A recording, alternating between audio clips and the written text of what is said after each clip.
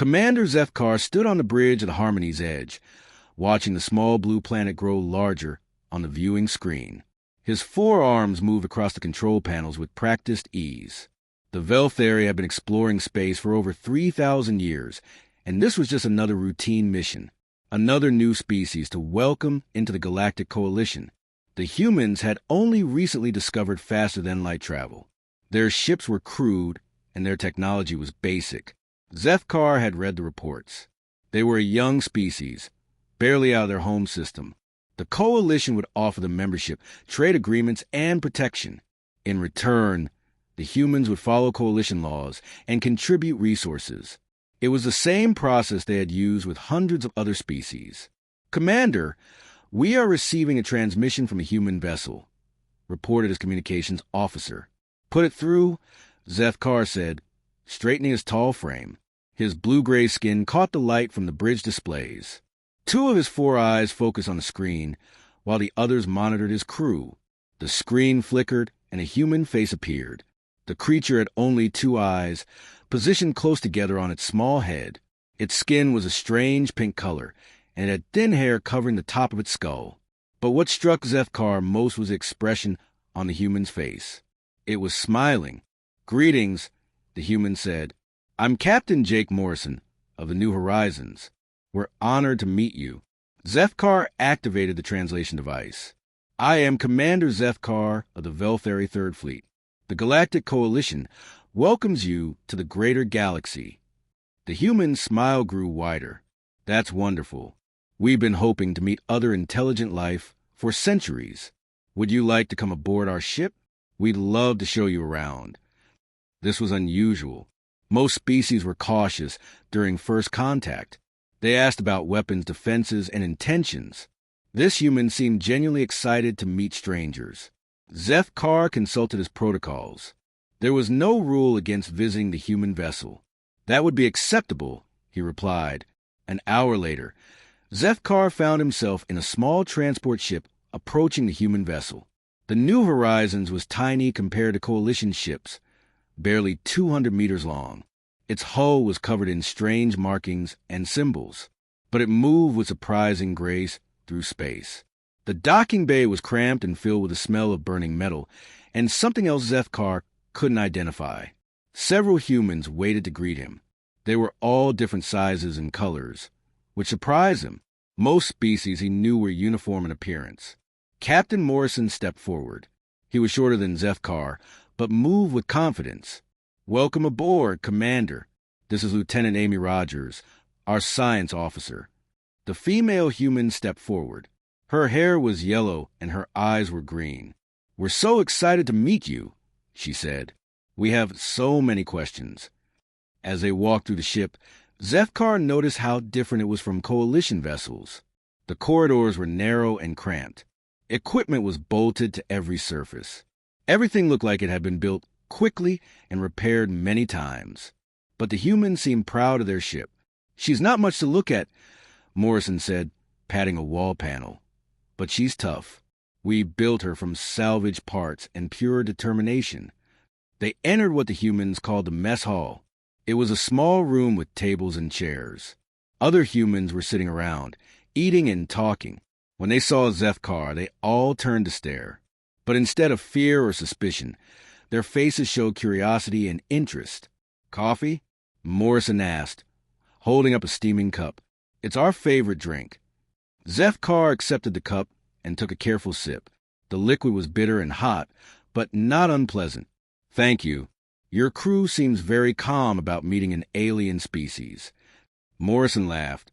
It was a sound Zefkar had never heard before, but somehow he knew it meant the human was happy. "We've been dreaming about this moment our whole lives."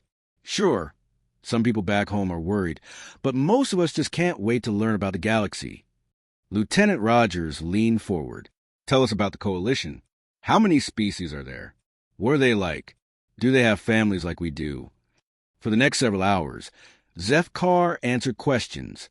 The humans wanted to know everything. They asked about technology, culture, history, and biology. But they also asked strange questions. They wanted to know if other species had music, if they told jokes, if they felt lonely among the stars. Your species is very curious, Zefkar observed. It's how we learn, Morrison said. We ask questions, we explore, we try new things. Sometimes we make mistakes, but that's how we grow. As the day went on, Zefkar found himself enjoying the conversation. The humans were enthusiastic and friendly. They shared stories about their home planet and their journey to the stars. They showed him pictures of their families and their cities. They even played music for him. Strange sounds that somehow made him feel peaceful. But there was something else about the humans that puzzled him. They seemed to care deeply about things that had nothing to do with survival. They worried about creatures on their planet that served no useful purpose. They told stories about risking their lives to help strangers. They spoke about concepts like honor and sacrifice, as if these were more important than life itself. Why do you help those who cannot help you in return? Zefkar asked during dinner. Morrison and Rogers exchanged glances. Because it's right. Rogers said simply, "We help because someone needs help. That's reason enough." "But what benefit do you gain?" "We sleep better at night," Morrison said. "We know we made someone's life a little easier. That's worth more than any profit." Zefkar didn't understand this logic, but he filed away for later consideration. As the evening ended, he prepared to return to his ship. The humans gathered to say goodbye, shaking his hands and wishing him well. "We hope to see you again soon," Morrison said. "You're always welcome here." Back on his own ship, Zefkar began writing his report. The humans were technologically primitive but mentally curious. They were physically weak but socially cooperative. They would make adequate members of the coalition, though their emotional responses might need to be monitored. But as he typed, he found himself thinking about their laughter, their questions, and their strange idea that helping others was its own reward. He had never encountered a species quite like them. Most species joined the coalition for protection and resources. The humans seemed more interested in friendship and knowledge. He finished his report and transmitted it to coalition headquarters. Then he settled into his meditation chamber, trying to clear his mind the day's events. But the sound of human laughter kept echoing in his thoughts, and for some reason, it made him feel something he had never experienced before. He felt like smiling. 3 months had passed since first contact with the humans. Zefkar had returned to his duties patrolling the Outer Rim colonies, but he often found himself thinking about Captain Morrison and Lieutenant Rogers. Their enthusiasm and strange questions had stayed with him longer than expected. He was reviewing supply reports in his quarters when the emergency alarm sounded. Red lights flashed across the walls as his communications officer's voice crackled through the speakers. "Commander! Urgent message from Coalition Command." Zefkar hurried to the bridge. The main screen showed the face of Admiral Kethran, his superior officer. The Admiral's usually calm expression was tight with worry. "Commander, we have a crisis," the Admiral said without greeting. "The Devourers have attacked the mining colony at Zirion 7. The entire population has been consumed." Zefkar felt his blood cool. The Devourers were machine creatures that turned organic matter into fuel for their ships. They had been quiet for decades, hiding in the dark spaces between stars. No one had expected them to return. "What are our orders, Admiral?" "Emergency Council meeting in 6 hours.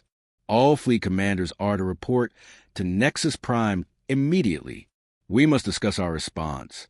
The journey to the Coalition capital took 4 hours at maximum speed. When Zefkar arrived at the council chambers, he found chaos. Representatives from dozens of species argued loudly about defensive strategies. The Kefmari wanted to fortify their border worlds. The Silnari demanded evacuation protocols for civilian populations. The Veltheri suggested forming a committee to study the threat. Hours passed with no decisions made. The coalition was good at many things, but quick action was not one of them. Every choice had to be debated, analyzed, and approved by multiple committees. It was a system that worked well during peacetime, but Zefkar wondered if it would be fast enough for war. During a break in the discussions, a new voice spoke up from the human section. "With respect, Admiral Kethran, we don't have time for committees." Zefkar turned to see Captain Morrison standing at his small table. The humans had been given observer status in the council, but they rarely spoke during meetings. Captain Morrison, the Admiral said carefully, "What do you suggest?" "We suggest action. The Devourers hit Zirion 7 because it was isolated and undefended. They'll hit another colony soon, probably within the next few days. We need ships in position now, not next month." A Kef Mari representative stood up. "Captain, you don't understand our procedures. Military deployment requires authorization from the Defense Committee, approval from the Resource Allocation Board, and while you're filing paperwork, people are dying," Morrison interrupted. Several species made angry noises at this breach of protocol, but the human continued. "My government has authorized me to offer Earth's fleet for immediate deployment." Admiral Kethran looked surprised. "Captain, the human fleet consists of only 12 ships. The Devourers travel in swarms of hundreds. 12 ships that can leave today," Morrison replied. "How many can you deploy right now, today, without committee approval?" The chamber fell silent. Zefkar realized the human was right. The coalition could eventually field thousands of ships, but it would take weeks to get authorization. The humans had only a handful of vessels, but they were ready to fight immediately. A new human entered the chamber. Zefkar recognized her as Admiral Lisa Carter from the intelligence briefings. She was older than Morrison, with gray hair and hard eyes. She moved like a predator, all controlled energy and focused attention. "Captain Morrison," she said, "our ships are fueled and ready. We have volunteers from every vessel. If the coalition approves, we can be at the next likely target within 18 hours. Admiral Kethran studied the humans carefully. "This is highly irregular. Coalition protocol requires that we protect coalition citizens," Carter interrupted. "Our analysts predict the Devourers will hit the agricultural world of Kepler 442b next. It has minimal defenses and a population of 40,000. We can either save those people or we can follow protocol. We can't do both." The chamber erupted in arguments. Some species supported immediate action. Others insisted on proper procedures. Zefkar found himself studying the humans. They sat calmly while chaos raged around them, but their eyes held intensity he had never seen in coalition meetings. After another hour of debate, Admiral Kethran called for order. "The Council will take a recess to consider our options. Captain Morrison, Admiral Carter, please remain." As the other species filed out, the Admiral approached the human table. "You're asking us to risk everything on a guess. What if you're wrong about their target? Then we're in position to respond quickly when they do attack." Carter replied, "What if we're right and we do nothing?" Morrison leaned forward. "Admiral, with respect, your people have been fighting careful wars for thousands of years. You calculate risks, minimize losses, and plan for every possibility. That's smart, but the Devourers aren't going to give you time to plan." "And what would you do differently?" Carter smiled, but it wasn't a pleasant expression. "We'd improvise. We'd adapt. We'd find their weaknesses and exploit them before they knew we were there." Admiral Kethran was quiet for a long moment. Finally, he turned to Zefkar. "Commander, I'm assigning you as coalition observer to the human task force. Your job is to monitor their activities and ensure they follow coalition rules of engagement." Zefkar felt a strange mix of excitement and concern. "Yes, Admiral." "Captain Morrison, you have authorization for a limited deployment, but you will follow coalition protocols and report all actions to Commander Zefkar." Morrison stood and shook the Admiral's hand. "Thank you, sir. We won't let you down." 2 hours later, Zefkar found himself aboard the human flagship Liberty Bell. The ship was larger than the New Horizons, but still tiny compared to coalition vessels. Every corridor buzzed with activity as the crew prepared for battle. Admiral Carter met him at the airlock. "Welcome aboard, Commander. I hope you're ready for a different kind of war." "What do you mean?" Carter led him through the ship, past crews loading weapons and checking equipment. "The Coalition fights wars like chess matches. You plan your moves, consider all options, and try to minimize losses. Humans fight wars like boxing matches. We hit hard, we hit fast, and we keep hitting until the other guy stays down." They entered the command center, where dozens of humans worked at control stations. Maps and tactical displays covered the walls. Morrison stood at the center, coordinating with his officers. How long until we reach Kepler? 442b? Carter asked. 16 hours, Morrison replied. Our scouts report Devourer ships massing near the asteroid belt. Looks like we were right about their target. Zeph Carr studied the tactical display. The Devourers outnumber us 50 to 1. Coalition protocol would recommend retreat and reinforcement. Morrison and Carter exchanged glances. Commander, Morrison said quietly, those are 40,000 innocent people down there. Farmers, teachers, children. They didn't ask for this war, but they're about to get anyway. Retreating would be the logical choice, Zeph Carr observed. Yes, Carter agreed, but we're not feeling very logical right now. As the human fleet raced through space toward an impossible battle, Zeph Carr found himself wondering what he'd gotten himself into. The Coalition way of war was careful and calculated. Victory came through superior planning and overwhelming force. But watching the humans prepare for battle, he sensed something different. They weren't just fighting to win. They were fighting because someone needed to be fought for. And somehow, that seemed to make all the difference. The countdown on the main display showed 15 hours and 37 minutes until they reached Kepler 442b.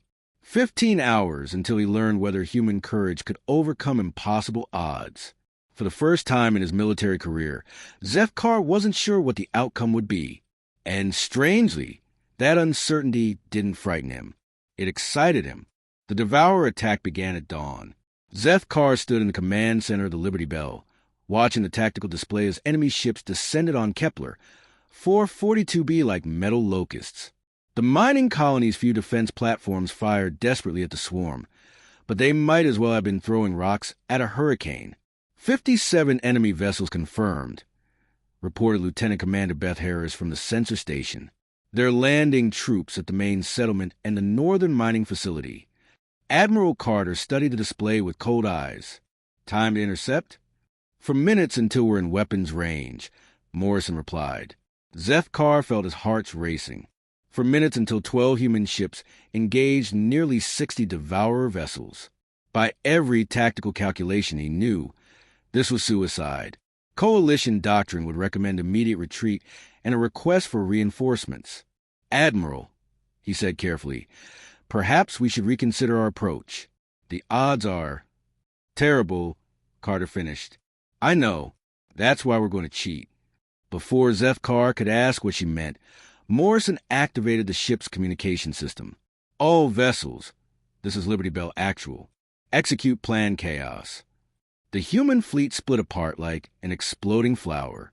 Instead of maintaining formation and attacking as a unified force, each ship went in a different direction. 3 vessels dove toward the planet's surface. 2 more angled toward the asteroid field. The rest spread out in seemingly random patterns. What are you doing? Zeph Carr asked. You're dividing your forces in the face of superior numbers. That violates every principle of space combat. Exactly, Carter said with a grim smile. The Devourers expect us to follow those principles. So we won't. On the display, Zeph Carr watched the first human ship reach the planet's atmosphere. Instead of engaging the Devourer landing craft, it flew straight toward the mining complex. Explosions bloomed across the surface as the ship fired not at enemy vessels, but at the mining equipment itself. They're destroying the colony's infrastructure, Zeph Carr said in confusion. Why would they? His question was answered when the mining explosives detonated. The entire northern facility vanished in a fireball that took out 6 Devourer landing craft and scattered debris across half the continent. Morrison was speaking rapidly into his headset. Phoenix, I need you to hit the fuel depot. Make it look like an accident. Thunder, take out that communications array, but use their own weapons to do it.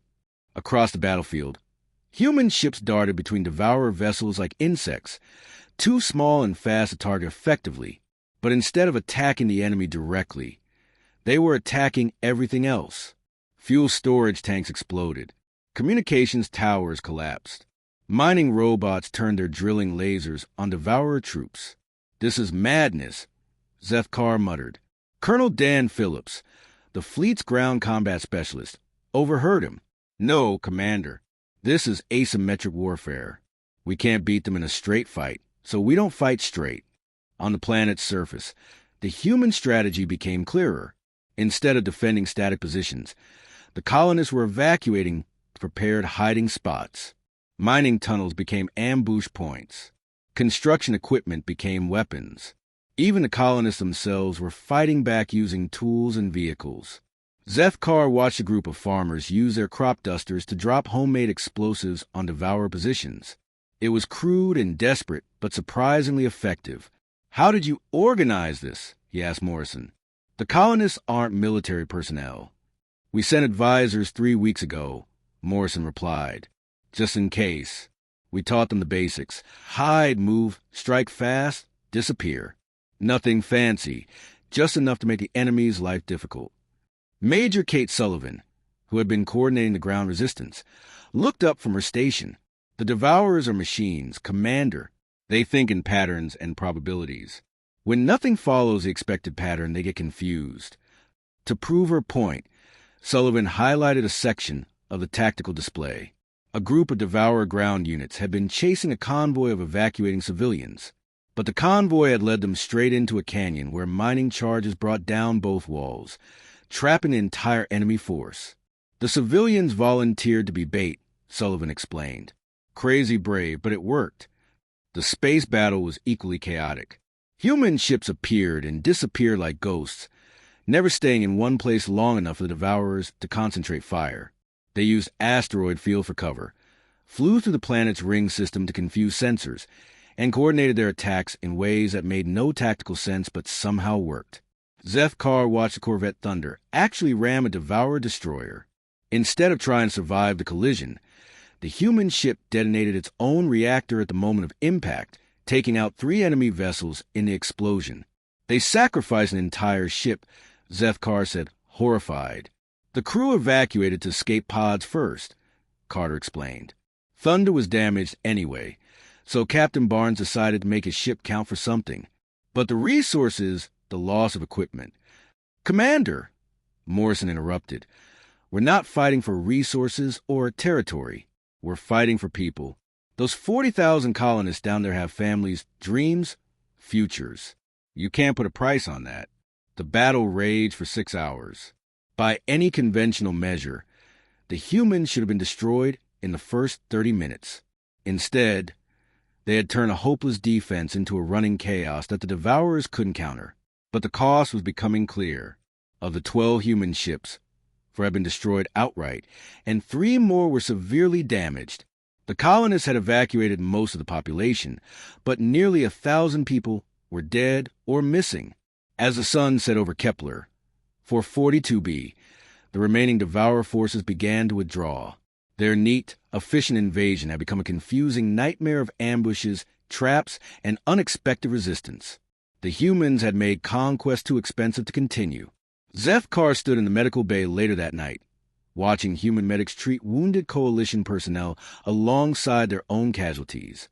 The Velthari soldiers had initially refused human medical care, considering it primitive, but after seeing the medics work tirelessly for 18 straight hours, saving lives with whatever materials they could find, even the most prejudiced Coalition troops had changed their minds. "Your people fought well today," Zethkar told Morrison as they watched the medical team's work. Morrison looked exhausted. His uniform was torn and stained with smoke. "We fought desperately." "There's a difference." "Is there?" Fighting well means following tactics and using superior equipment. Fighting desperately means using whatever you have, even if it's not enough. Morrison paused. "Today wasn't enough, Commander. We saved most of the colonists, but we lost good people doing it."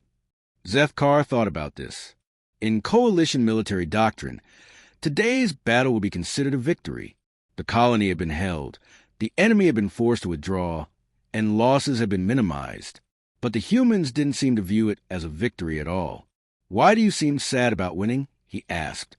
Morrison looked at him with tired eyes. "Because winning isn't the same as succeeding. We succeeded in our mission, but we didn't win.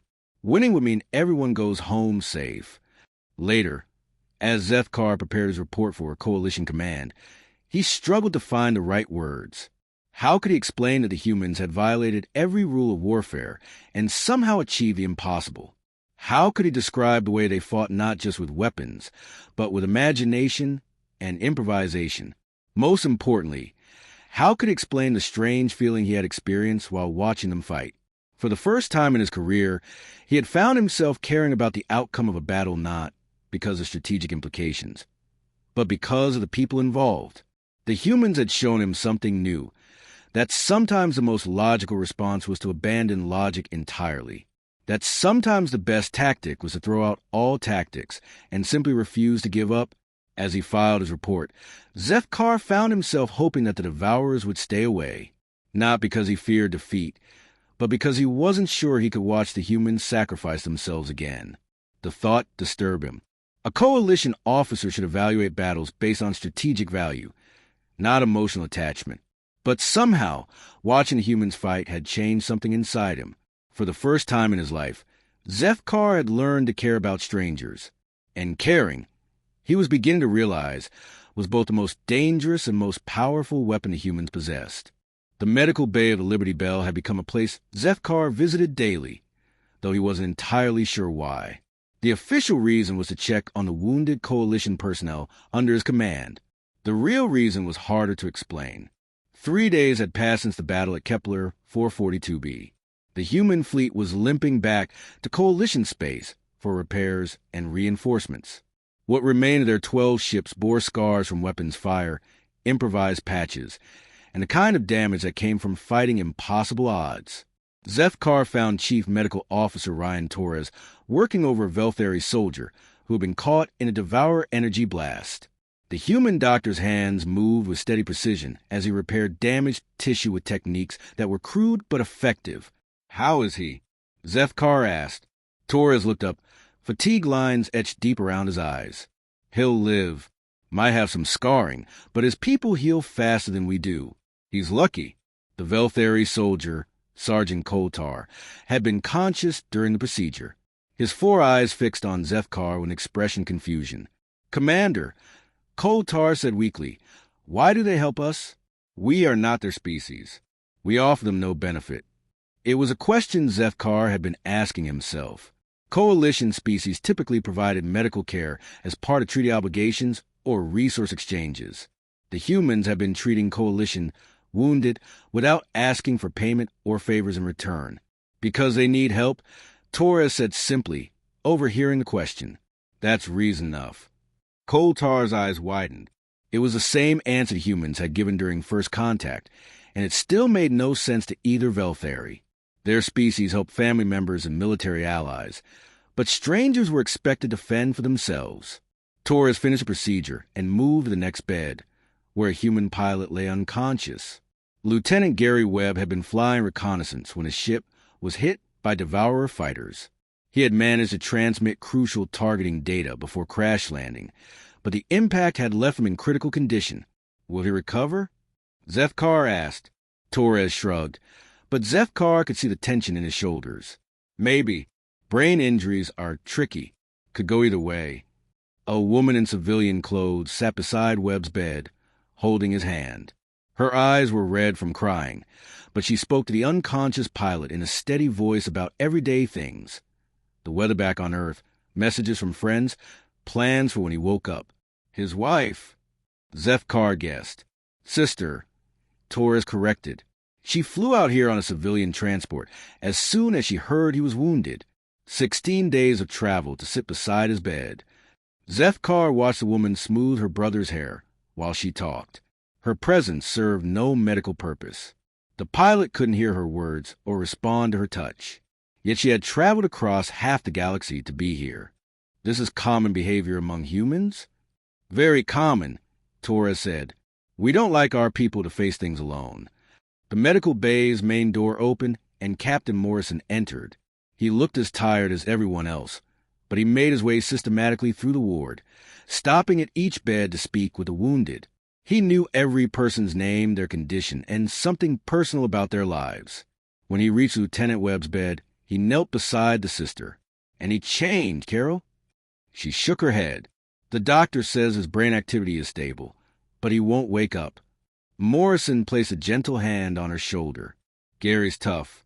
He'll pull through this. What if he doesn't? What if I lose him too?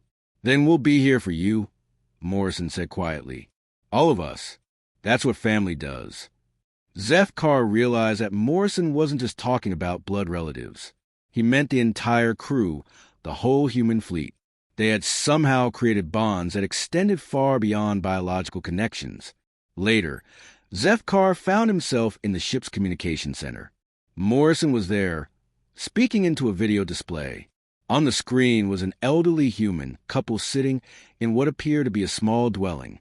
"I'm sorry, Mrs. Patterson," Morrison was saying.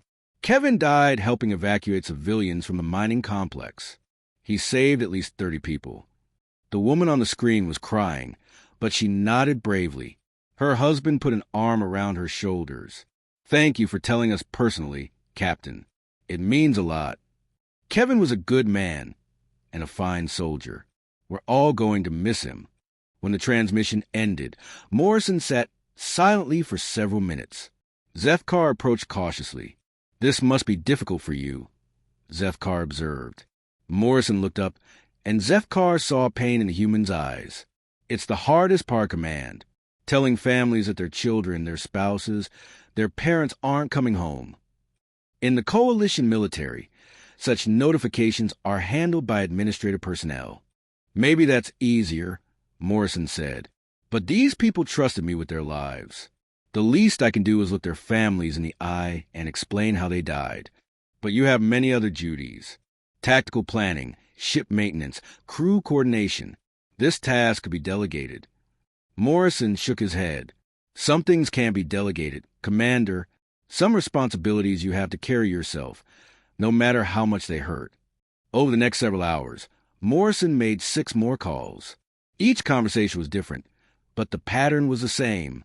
He spoke personally to the families, shared memories of the fallen, and promised that their sacrifice had meaning. After the last call, Morrison slumped in his chair. His hands were shaking slightly, and sweat beaded on his forehead despite the cool air. Zefkar realized that each conversation had cost the human captain something. The emotional weight of bearing others' grief was literally making him ill. "Why do you do this to yourself?" Zefkar asked. "The pain you're experiencing serves no tactical purpose."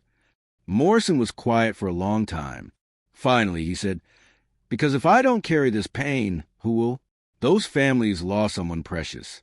The least I can do is share their hurt. But why? What benefit does your suffering provide?" "It reminds me," Morrison said simply, "every decision I make in battle, every order I give, affects real people with real families. If I forget that, if I start thinking of my crew as just numbers on a tactical display, then I become something I don't want to be." Zefkar thought about this as he walked through the ship later that evening. In the recreation areas, he saw humans gathering in small groups. They weren't celebrating their victory or planning their next battle. They were sharing stories about the people they had lost. Petty Officer Linda Hayes talked about Sergeant Patterson's love of ancient music. Engineer Mark Collins showed pictures that Lieutenant Thompson had painted during quiet moments between battles. Medical technician Sandra Price read aloud from letters that Corporal Martinez had written to his daughter. Each story was different, but they all served the same purpose: to remember the dead as individuals, not just casualties. The humans were carrying their losses with them, refusing to let their fallen comrades become mere statistics. In coalition military culture, dwelling on losses was considered counterproductive. Dead soldiers were honored briefly, then forgotten so that the living could focus on future battles. But the humans seemed to believe that forgetting would somehow diminish the value of the sacrifice. That night, Zefkar stood in his quarters staring out at the stars. For the first time in his military career, he found himself thinking about the individual beings who had died under his command. Not their tactical value or strategic importance, but their personal lives and unfulfilled dreams. It was an uncomfortable feeling. In Velthari culture, emotional attachment to subordinates was considered a weakness that could compromise military effectiveness. Commanders were taught to maintain professional distance from their troops. But watching the humans, Zefkar began to wonder if emotional attachment might actually make a commander more effective, not less. Morrison's visible pain over each loss seemed to make him more careful with his people's lives, not more reckless. The next morning, Zefkar received a message that Lieutenant Webb had awakened. He hurried to medical bay and found the pilot sitting up in bed, talking quietly with his sister. Torres was running tests, but his relieved expression suggested the recovery was complete. "Commander," Webb said when he saw Zefkar, "I heard we held the colony. Did everyone make it back okay?" Zefkar paused. In coalition culture, the appropriate response would be to report casualty statistics and mission success. But something made him choose differently. "We lost 7 good people," he said quietly. "But the colony is safe, and the survivors are proud of what you accomplished." Webb nodded sadly. 7 too many, but better than it could have been. That's what we signed up for. As Zefkar left the medical bay, he realized something had changed in him. The humans hadn't just taught him new tactics or battle strategies. They had taught him that caring about others wasn't a weakness to overcome. It was a responsibility to embrace, no matter how much it hurt. The emergency klaxon woke Zefkar from his meditation cycle. He had been aboard the Liberty Bell for 3 weeks now, long enough to recognize the different alarm patterns. This wasn't a drill or a minor system malfunction. This was the sound that meant everything had gone terribly wrong. He rushed to the command center and found chaos. Officers ran between stations, voices overlapped with urgent reports, and the main display showed something that made his blood freeze. Earth, the human homeworld, was under massive attack. Admiral Carter stood at the center of the storm, her face pale but her voice steady as she coordinated responses. "How many ships?" "Over 300 confirmed," reported Lieutenant Commander Harris. "They came out of hyperspace in coordinated waves. Our defense platforms are already overwhelmed." Morrison leaned over the tactical display, studying the enemy positions. "They're hitting every major population center simultaneously. New York, London, Tokyo, Sao Paulo. This isn't just an invasion, it's an extermination attempt." Zefkar felt something twist in his stomach. He had visited Earth during diplomatic missions and met humans from those cities. They weren't just strategic targets on a map. They were places where real people lived, worked, and raised families. "What about evacuation?" he asked. "In progress, but there's nowhere near enough transport capacity." Carter replied grimly. "We're looking at civilian casualties in the millions, maybe tens of millions." The human crew worked with desperate efficiency, but Zefkar could see the strain in their faces. This wasn't just another battle for them. They were watching their homeworld burn while they were too far away to help. "How long until we can reach Earth?" Morrison asked the navigation officer. 18 hours at maximum speed, sir." "By then it'll be over," someone muttered. Carter silenced the pessimistic comment with a sharp look, but Zefkar could see she agreed with the assessment. Even if they pushed their damaged ships beyond safe limits, they would arrive too late to affect the outcome. "Sir, incoming transmission from Earth Defense Command," Harris announced. The main screen flickered, showing the face of General Patricia Walsh. She was calling from what appeared to be an underground bunker. Explosions could be heard in the background, and dust rained from the ceiling with each impact. "Admiral Carter, thank God. What's your status?" "We're 18 hours out, General." "What's the situation planetside?" Walsh's expression was grim. "Bad and getting worse. The Devourers landed ground forces in 12 major cities. They're not just attacking military targets anymore. They're systematically harvesting civilian populations." The word, harvesting, made Zefkar's skin crawl. The Devourers didn't just kill their victims. They processed organic matter into fuel for their machines. It was a fate worse than death. "Estimated casualties?" Carter asked quietly. "Unknown, but preliminary reports suggest over 2 million dead, or missing in the first 6 hours. At this rate."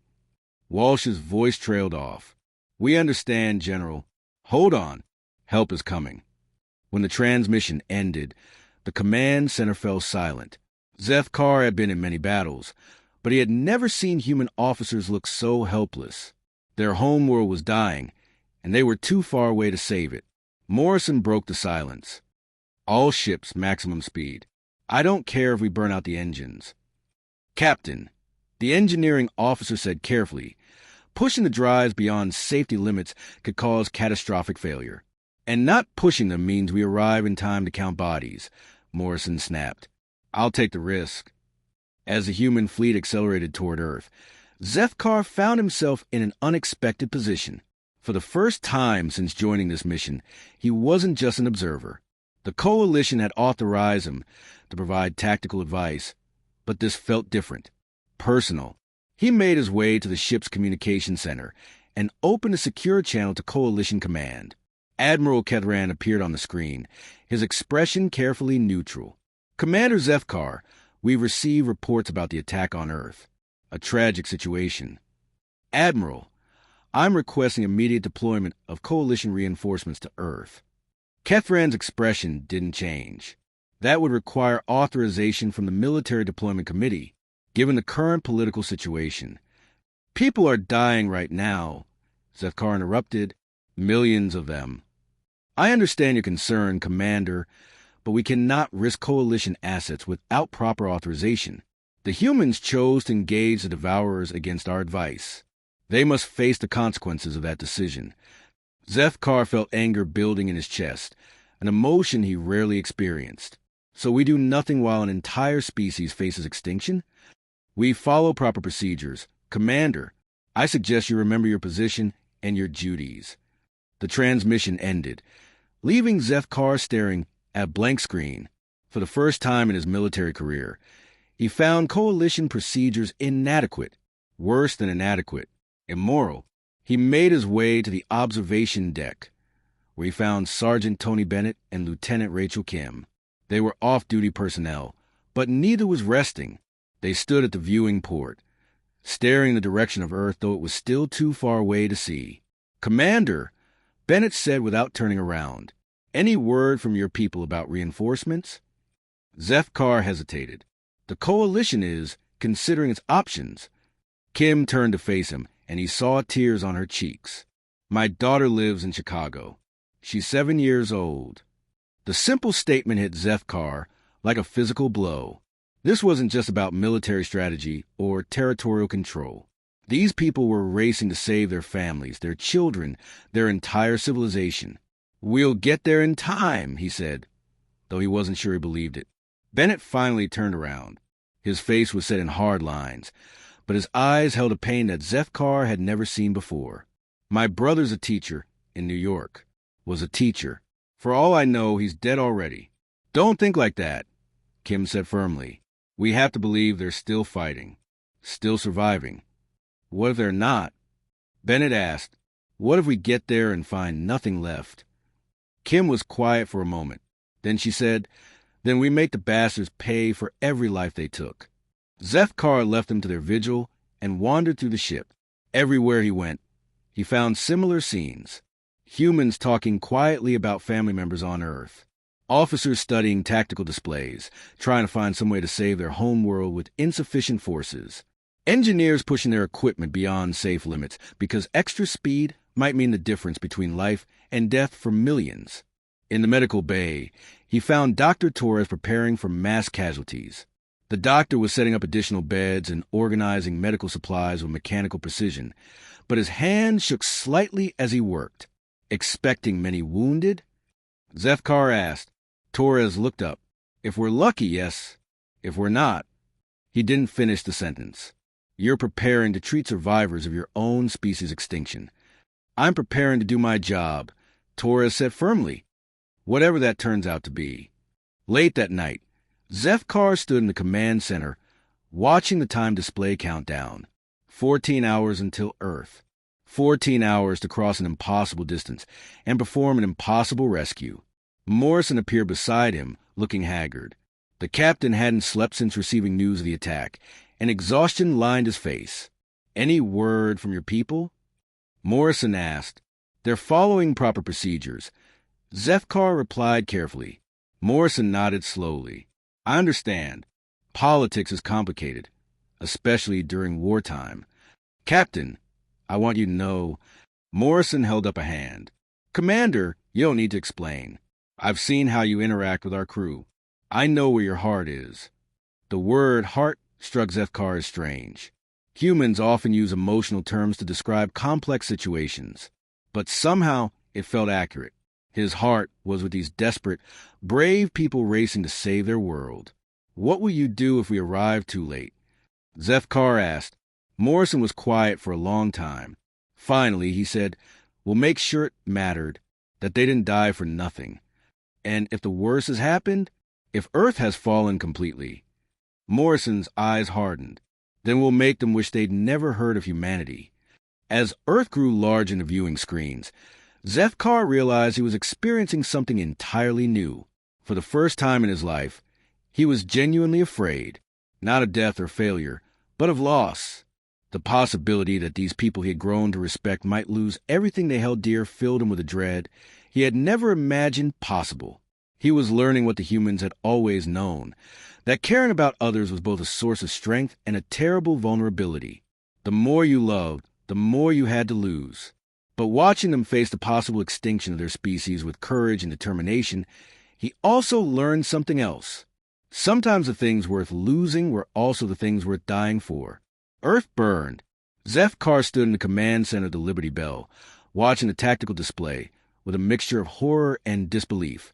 They had arrived 12 hours after the Devourer invasion began, and the damage was beyond anything he had imagined possible. Entire cities were dark.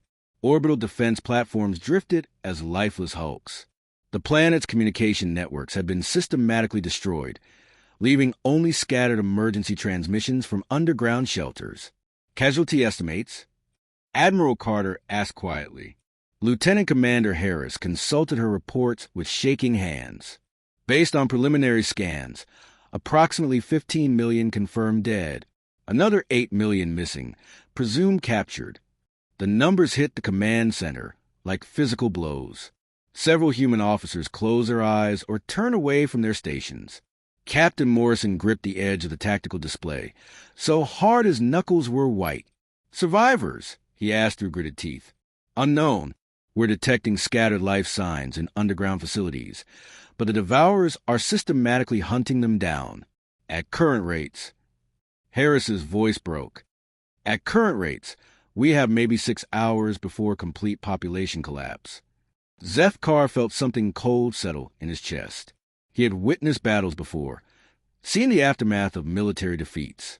But this wasn't war in any sense he understood. This was extinction, the systematic annihilation of an entire species. A new voice crackled over the communication system. "Any coalition vessels? This is General Maria Santos, Pentagon Command Bunker.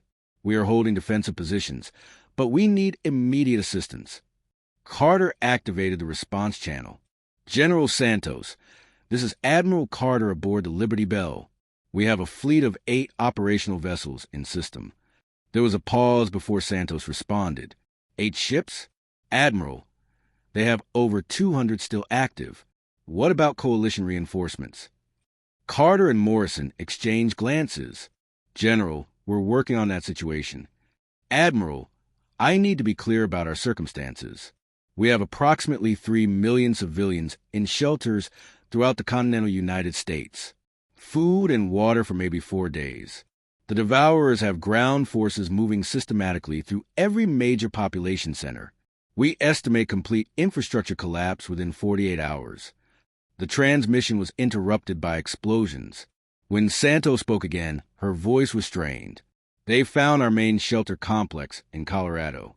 200,000 civilians, including most of our remaining government leadership.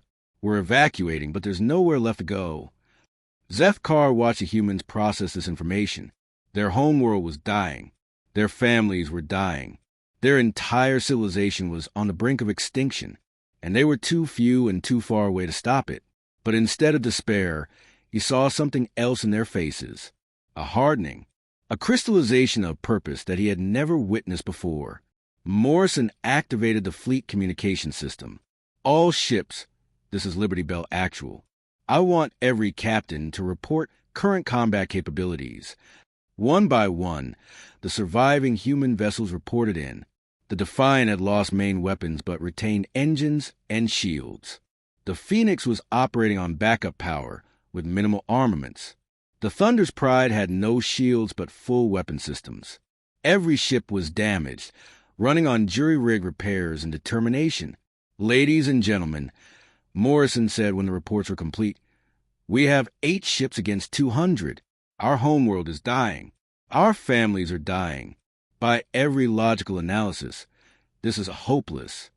He paused, looking around the command center at his officers. "Anyone who wants to withdraw from the system and live to fight another day can do so now with no shame. This is not a fight we can win." Zethkar waited for someone to speak up, to voice the logical choice. No one did. "In that case," Morrison continued, "let's talk about making them pay for what they've done." What followed was unlike any military planning session Zethkar had ever witnessed. Instead of carefully analyzing enemy strengths and developing conservative strategies, the humans began brainstorming ways to inflict maximum damage regardless of survival odds. Commander Luke Howard, the fleet's intelligence officer, had been studying Devourer ship configurations. Their command vessels are heavily armored, but they have to lower shields to coordinate with ground forces. If we could time a coordinated strike. "Suicide run," Morrison said bluntly. "Whoever makes that attack isn't coming home." "I'll take it," volunteered Captain Alex Warren of the Phoenix. "My ship's barely holding together anyway.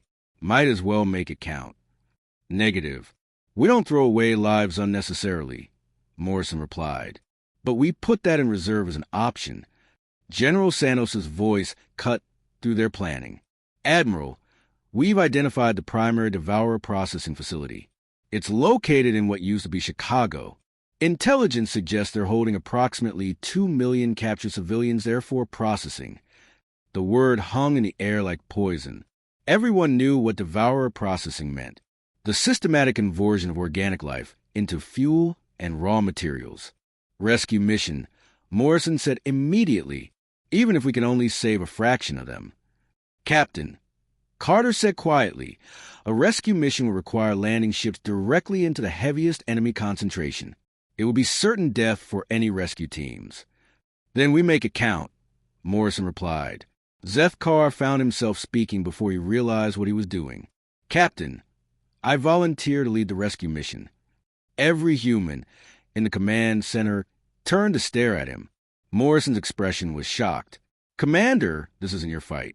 Your people have no obligation to—" "My people have an obligation to do what's right," Zethkar interrupted, "even if they've forgotten it." He activated his personal communication device and opened a channel to Coalition Command. Admiral Kethran appeared on screen, his expression carefully neutral. "Commander Zethkar, I trust you're maintaining proper observational distance from the human conflict." "Admiral, I'm requesting immediate authorization to coordinate coalition forces with human rescue operations." Kethran's expression hardened. "Absolutely not. The coalition has voted to maintain strict neutrality until the situation stabilizes. Millions of civilians are being systematically murdered. This isn't a military conflict, it's genocide. The humans made their choice when they engaged Devourers. We will not risk coalition assets for their mistakes." Zethkar felt something break inside him.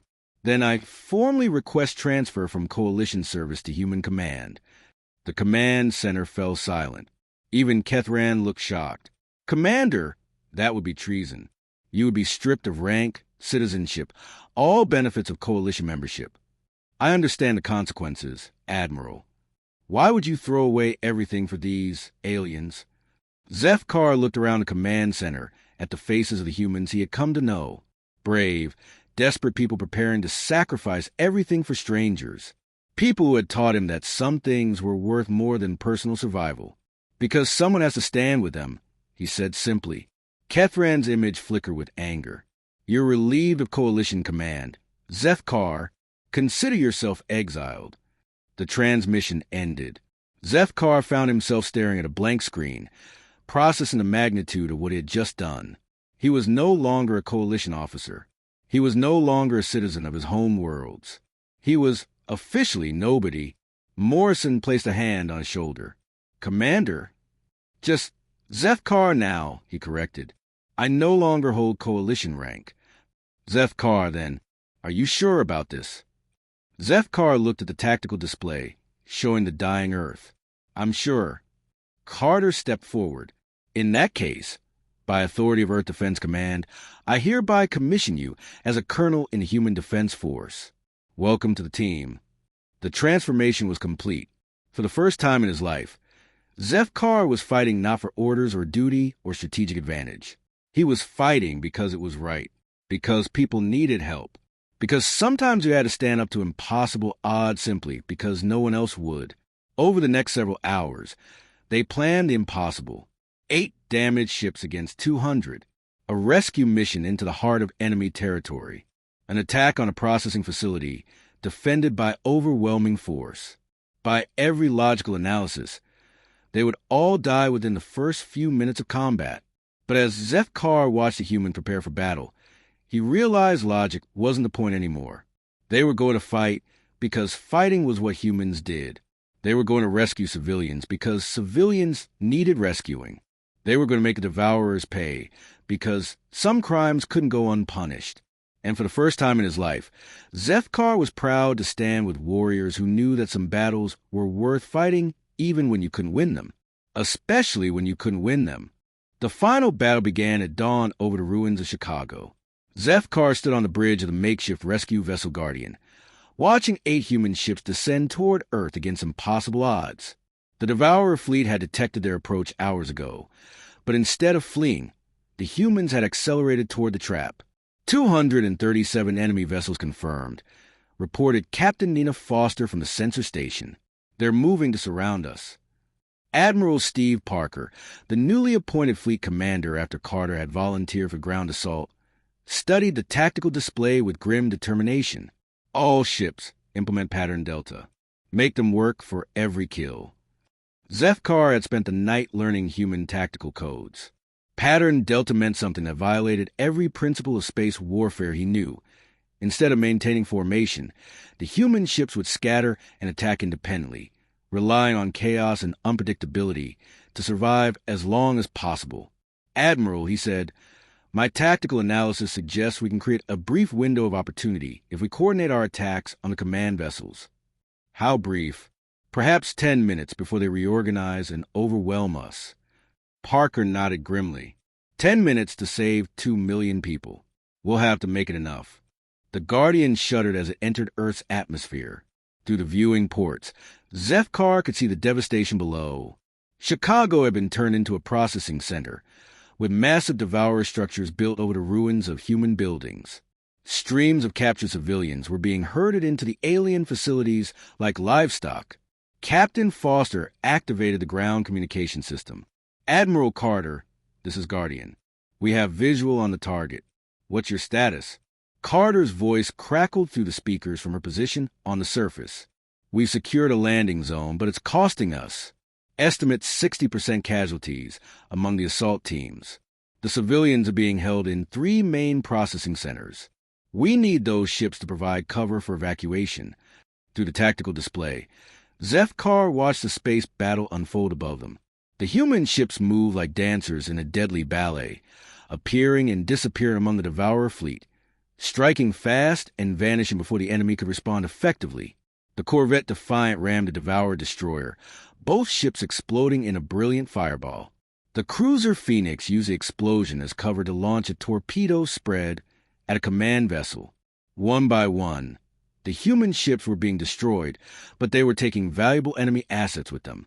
Admiral Parker, the Guardian, the comm system crackled. We've lost 3 ships, but we've cleared a corridor to the primary processing facility. You have maybe 5 minutes before they reorganize. Foster piloted the Guardian to the gauntlet of enemy fire with skill that amazed Zefkar.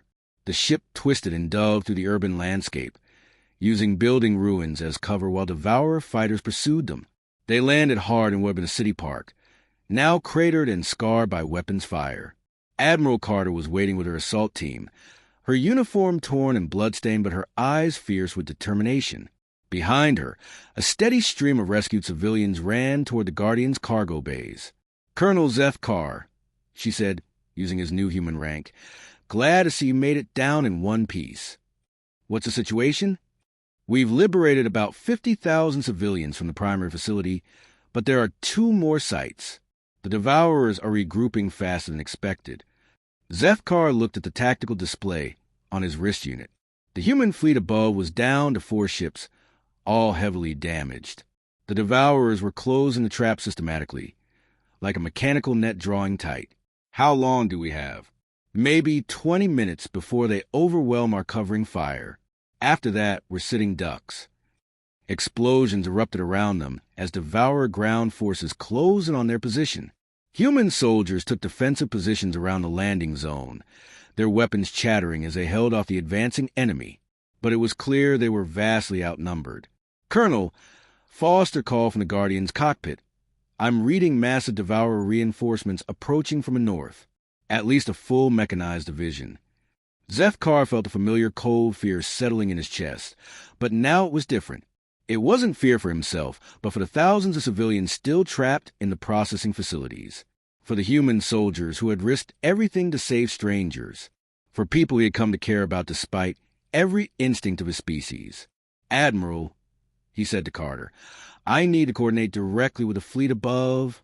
He activated his communication device and contacted Admiral Parker. "Admiral, this is Colonel Zefkar. I need a tactical update on our situation." Parker's voice was strained. "It's not good, Colonel. We're down to 3 ships. The Thunder's Pride is dead in space. The New Dawn has no weapons left, and my flagship is running on backup power. We can maybe hold this corridor for another 15 minutes. Zefkar studied the tactical situation, his mind racing through possibilities. The humans had taught him to think beyond conventional tactics, to look for solutions that others might miss. "Admiral, what if we don't try to hold the corridor?" "Explain." "The Devourers expect us to maintain our position and evacuate systematically. What if we collapsed our own defensive perimeter and used the chaos to strike at their command structure?" There was silence on the channel. Then Parker said, "That would mean abandoning our covering positions. The ground teams would be completely exposed for approximately 3 minutes. But if we could destroy their coordination center, the remaining Devourer forces will become disorganized. We could break out during confusion. And if it doesn't work, everyone dies."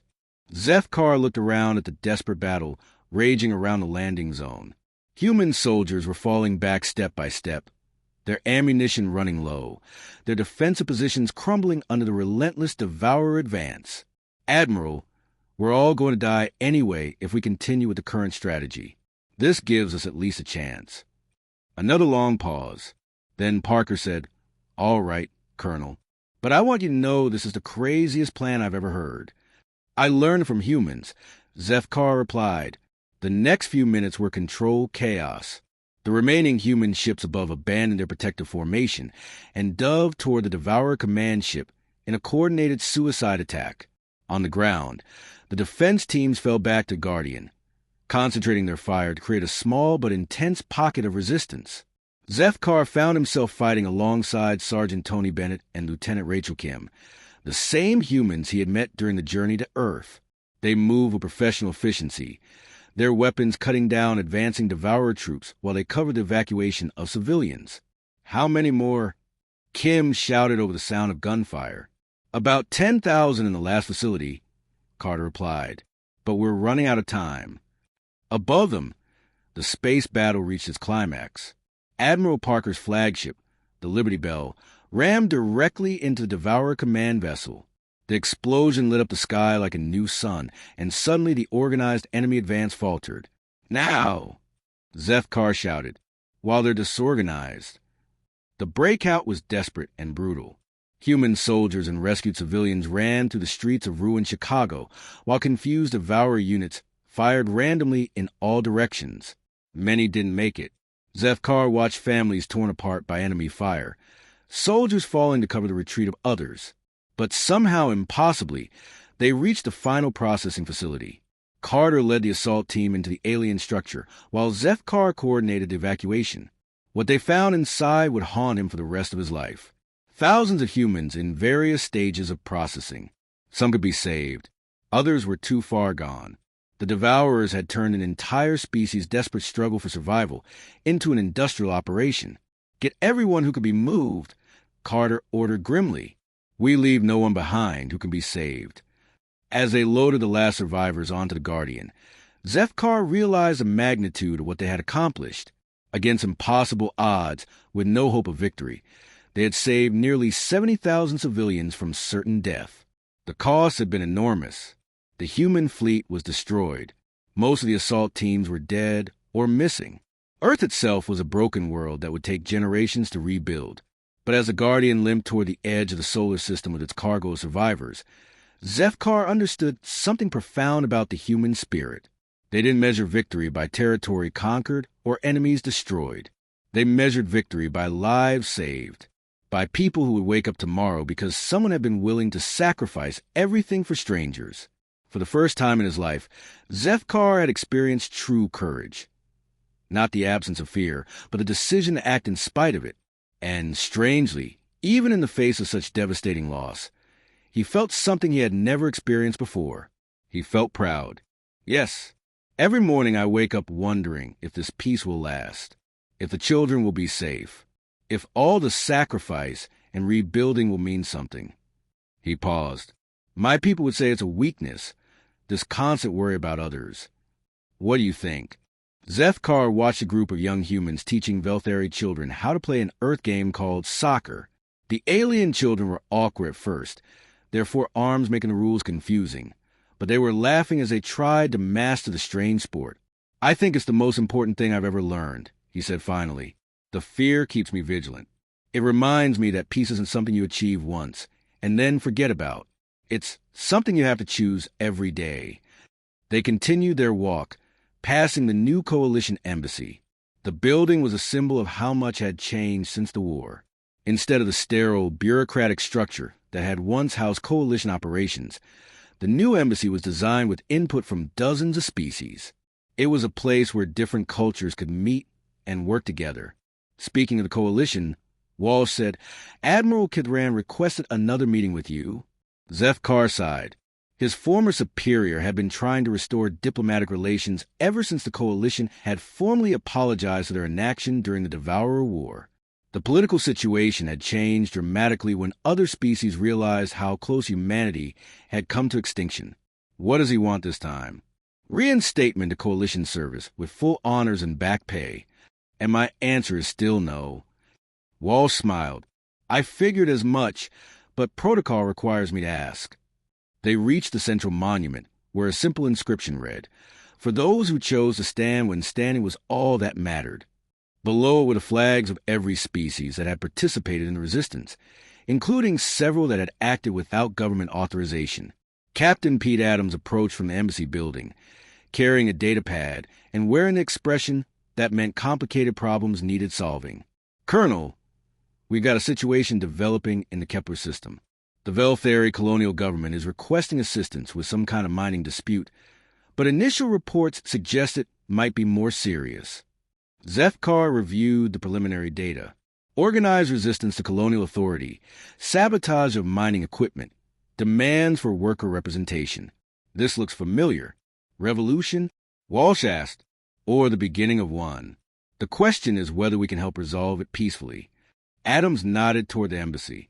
The coalition is requesting that we stay out of it. Internal Velthari affairs, they say. And what do the miners say? They're asking for human mediators. Apparently, our reputation for fighting impossible odds has given us some credibility with oppressed groups throughout the galaxy.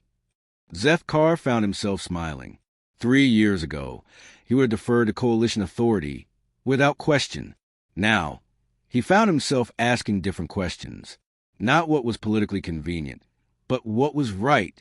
Set up a meeting with the mining representatives, he decided, and let the coalition know that human policy is to help people who ask for help, even if it causes diplomatic problems, especially if it causes diplomatic problems. As they walked back toward the embassy, Walsh asked a question that had been on both their minds for months. Do you ever regret it? Giving up your old life to join us? Zefkar considered the question seriously. He had lost his citizenship, his military rank, his connection to his birth culture. By Velthari standards, he was an exile and a traitor. His name had been removed from family records, and he could never return to his homeworld. But he had gained something else. He had learned to care about strangers. He had discovered that some principles were worth any sacrifice. He had found a purpose beyond personal advancement or species loyalty. "No," he said finally, "I've never regretted it for a moment." That evening, Zefkar attended the weekly memorial service in the reconstructed cathedral. It wasn't a religious ceremony exactly, more a community gathering, where people shared memories of those who had been lost and stories of hope for the future. Tonight, a young human girl named Amy was speaking about her father, who had died defending the evacuation ships during the final battle. She was maybe 8 years old, but her voice was clear and strong as she told the assembled crowd about his love for old music and bad jokes. "My dad always said that the best way to honor the dead was to live fully," she concluded. "So that's what I'm going to do. I'm going to live for both of us." After the service, people lingered to talk and share refreshments. Zefkar found himself surrounded by a mixed group of humans and aliens, all of them survivors in one way or another. They spoke different languages and came from different worlds, but they shared something important: the knowledge that they were all part of something larger than themselves. Later, as he walked home to the quiet streets of New Geneva, Zefkar reflected on the strange journey that had brought him here. 3 years ago, he had been a coalition officer carrying out routine duties and following standard procedures. He had been efficient, logical, and completely alone. Now he was part of a community. He had friends who worried about him and colleagues who trusted his judgment. He had responsibilities that went beyond military orders and commitments that transcended species boundaries. Most importantly, he had learned what the humans had tried to teach him from the beginning, that the greatest strength came not from avoiding. 3 years later, Zefkar stood in the memorial garden on the restored Earth, watching human and alien children play together among the flowering trees. The sight still amazed him. After everything that had happened, after the devastation and loss, somehow there was laughter again. Colonel Susan Walsh, his Cur liaison officer, approached carrying 2 cups of coffee. It had become their daily ritual, meeting here in the early morning to review the day's reports and remember those who hadn't lived to see this piece. The reconstruction statistics came in from New Chicago. Walsh said, handing him a cup, "Population is back up to 2 million. Not bad for a city that was completely destroyed 3 years ago." Zefkar accepted the coffee gratefully. The bitter human drink had become one of his favorite things about Earth. And the other memorial sites, all progressing on schedule. The monument in New York will be completed next month, and the ceremony in London is set for the anniversary date. They walked along the memorial wall, where names of the fallen were engraved in stone. So many names. Admiral Carter, who had died leading the ground assault on Chicago. Captain Morrison, whose ship had held the escape route open until the last civilian transport cleared the system. General Santos, who had coordinated the resistance from underground bunkers until the very end. But there were also names that surprised visitors. Velthari soldiers who had defied coalition orders to help with rescue operations. Kethmari engineers who had provided technical assistance for the reconstruction. Silnari medics who had treated human, wounded despite their government's official neutrality. "The fear is still there, you know," Zefkar said quietly. Walsh looked at him with understanding eyes. She was one of the few humans who knew about his private struggles with what he had learned during the war. The fear of losing people you care about?